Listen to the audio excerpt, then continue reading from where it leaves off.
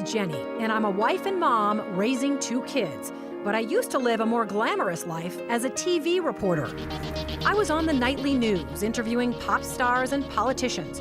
So when I said goodbye to TV and hello to motherhood, I suddenly discovered what we moms are up against. We live in a world that tells us to be rich and famous, thin and successful. You know, almost nobody says, "Oh, hey, you're a mom? That's fabulous." But you are fabulous, and I'm here to tell you why. It's the Channelmom Show, celebrating you with Jenny Dean Schmidt.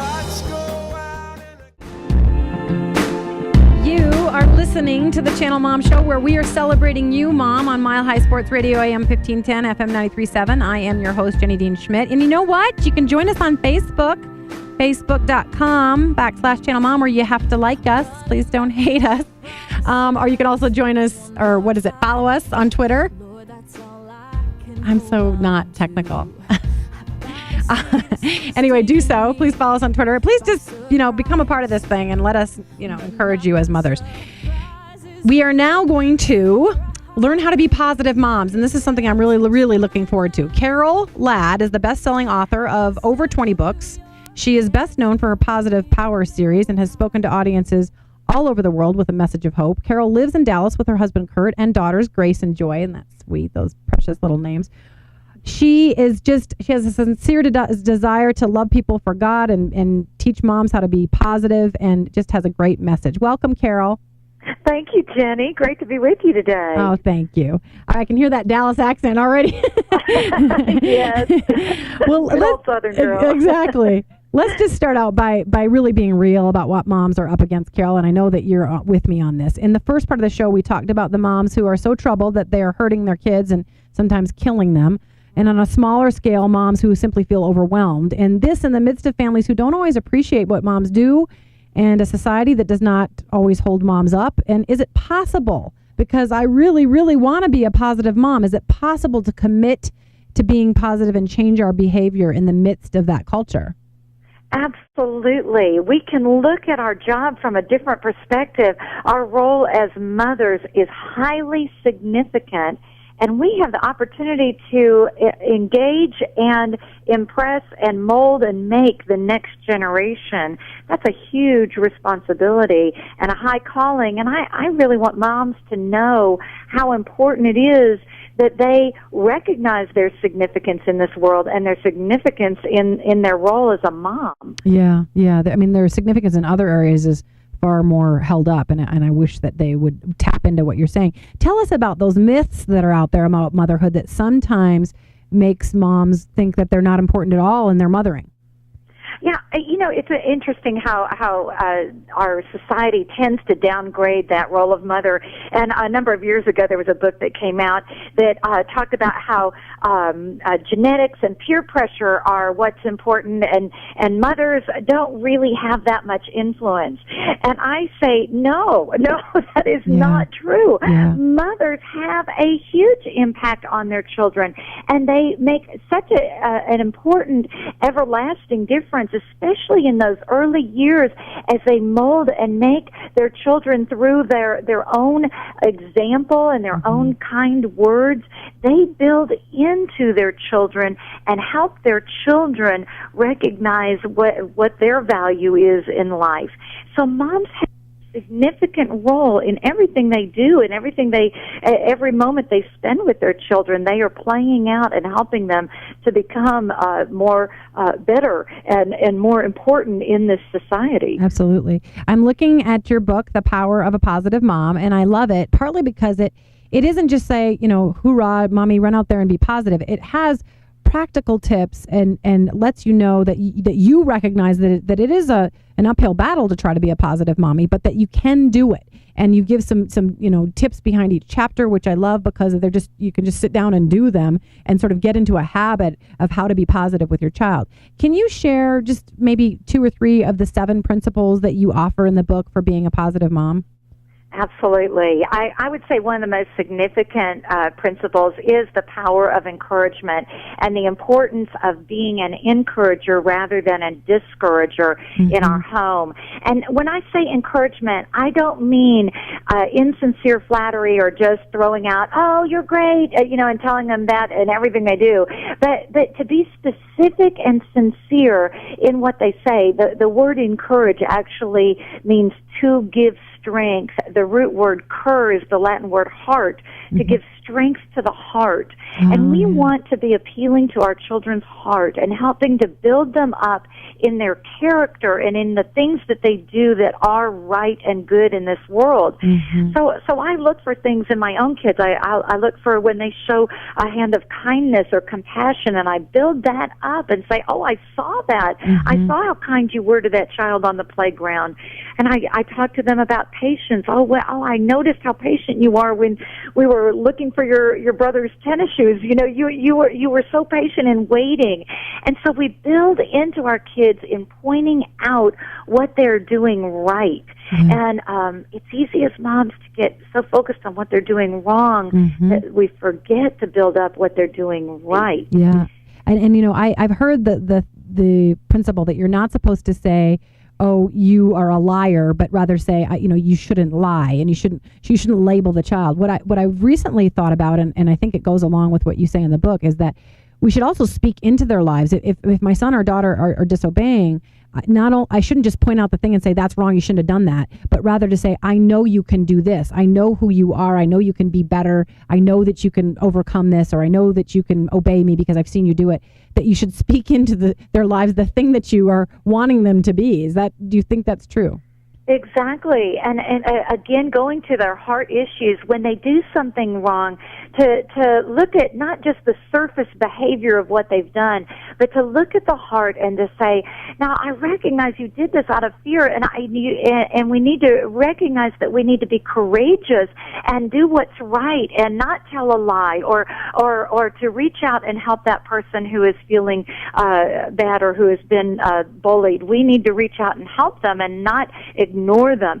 So we look at what they can do and point out what they can do, while also pointing out, it is important to say, we don't do this. Yeah, we do not lie. Yeah, correct. We do not show disrespect, but certainly building them up toward the positive and giving them hope in what they can do. Yeah.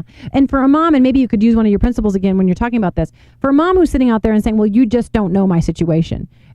She may be in the middle of a divorce, or she may have a child who's, as I just spoke with the last guest, cutting themselves, or she may have a bad financial situation, or may have just lost her home or something, and say, or "You don't know my child's just acting out." What do you say to that mom that's just so desperate to be positive in just the smallest way, but says, "I just can't do it"? Is there just one little step that you would offer to her? Just take this first step.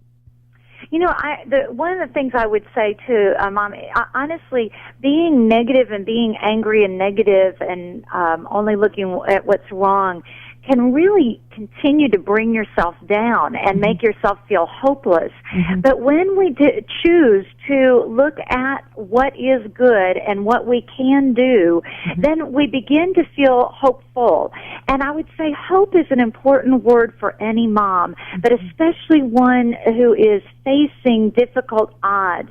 To remember that you can do this. You are not alone in your struggle. There are other moms who have gone through difficulties like this, but you are not alone. There is a God who loves you and will help you as you trek through this difficult time.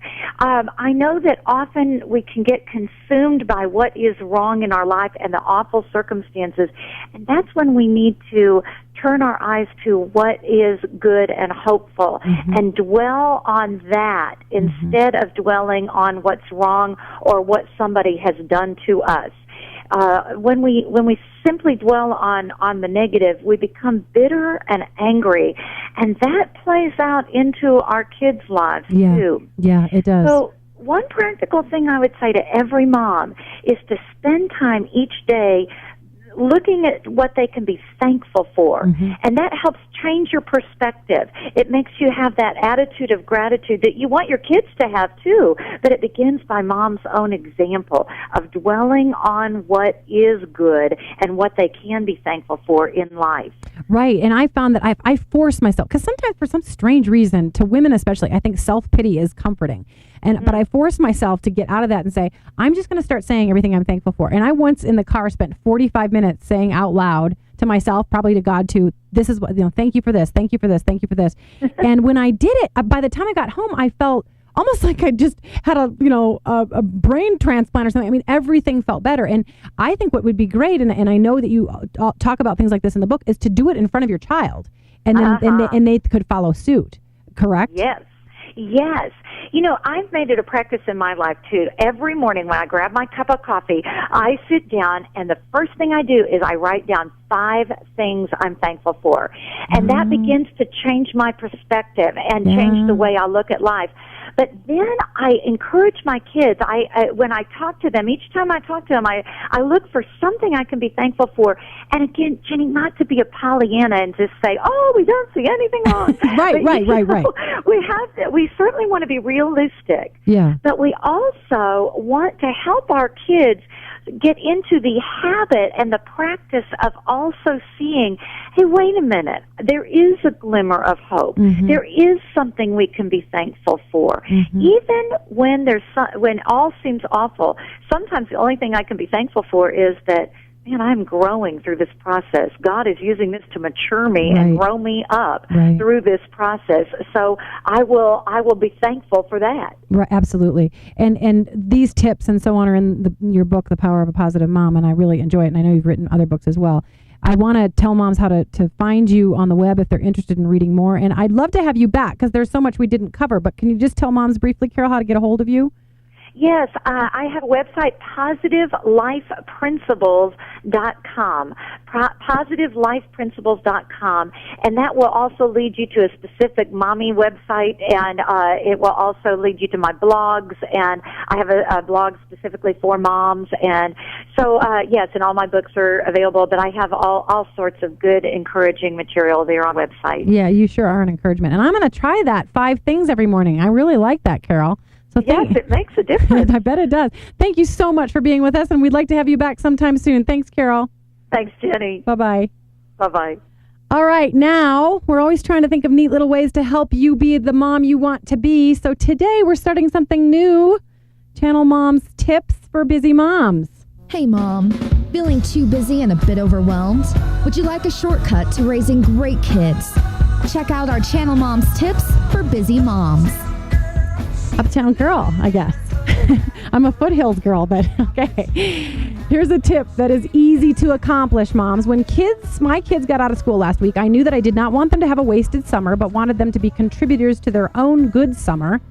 So it may sound a little bit like schoolwork already all over again, but when they finished their last day, I picked them up, I bought them a special yummy treat, and then I handed them each a sheet of their favorite kind of stationery. For my son, it was a sheet of football out of a football play tablet. And for my daughter, it was a sheet with flowers and birds and butterflies. I asked them each to take that sheet and write 3 things down that they wanted to do this summer. I asked them to make one of their things include something that they would do for God. And that would be something that they would go help somebody or go on a local missions trip or give some of their allowance away. It had to be something that got them outside of themselves, because Lord knows that the other 2 ideas that they came up with, definitely for them, most of them involving money. So just try it. If you're worried about the summer getting out of control and getting by you before you know it, and your kids not having any sort of contribution to the summer, try having them sit down and write 3 things that they want to do. And by the way, if they're bored this summer, then you're not even to blame. Just send them back to their list. What do you think, Shell? I like it. Do you? Yeah, because their list determines how much fun they're going to have. They're not. I know. And then it's not on you.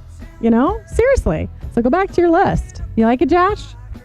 I do. Go make a list. I make a list every day.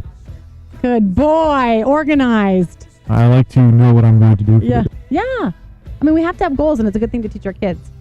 All righty. We've got some fabulous guests coming up next week. You are currently listening to the Channel Mom Show, where we are celebrating you on Mile High Sports Radio, AM 1510, FM 93.7. I am your host, Jenny Dean Schmidt. I'd love to talk to you, so please email me at channelmom@AOL, or join us on Facebook, as I said, facebook.com/channelmom, or you can follow us on Twitter. Thank you.